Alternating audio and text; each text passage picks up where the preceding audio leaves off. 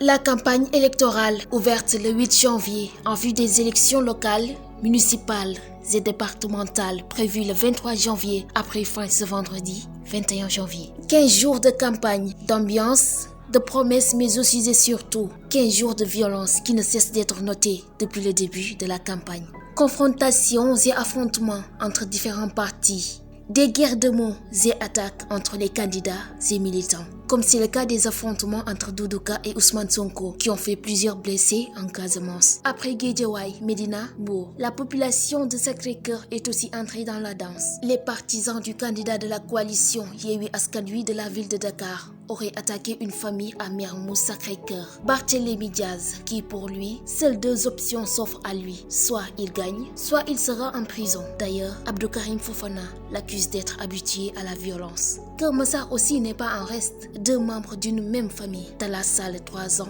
et son grand-père Amadou Sall, brûlés vifs par des individus non encore identifiés qui, selon eux, est un règlement de compte politique. Toujours avec les violences. À Jaxaay aussi, on y a observé des tensions entre les partisans du candidat Moussa Niang et de Birama Niang, ainsi de suite. Une campagne électorale qui devrait être un moment d'observation, un moment pour comparer des initiatives, semble être transformée en une démonstration de force, à des guerres de mots, des accusations et des provocations.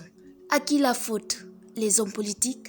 La population ou ces nervis recrutés pour gérer la sécurité de ces candidats?